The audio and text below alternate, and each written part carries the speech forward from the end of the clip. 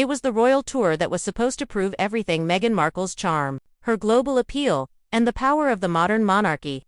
But behind the smiles, the crowds, and the designer dresses, insiders now say Meghan hated every second of it. The 2018 royal visit to Australia, Fiji, Tonga, and New Zealand, her first major international tour with Prince Harry, was meant to be a fairy tale. Instead, it reportedly became one of the most miserable experiences of her royal life. So why is she planning to go back now? Let's rewind. In October 2018, the Duke and Duchess of Sussex embarked on their much-anticipated Oceania tour, visiting more than 75 engagements across 4 countries in just 16 days. It was exhausting but historic, the first royal visit of its kind by a newlywed couple since Charles and Diana.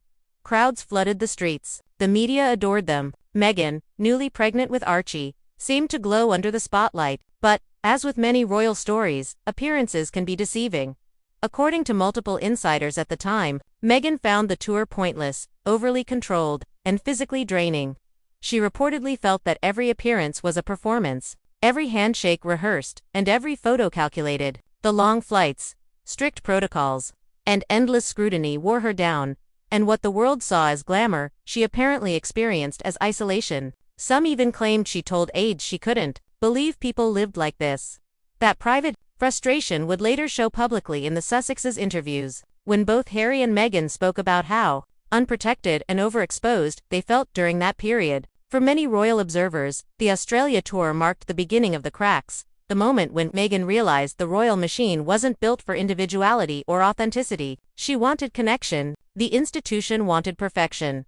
Fast forward to today. Reports suggest Meghan and Harry are considering returning to Australia later this year, possibly as part of a charity visit or business venture tied to Meghan's new lifestyle brand. The irony isn't lost on anyone. The very country where she reportedly felt trapped may now become the stage for her comeback.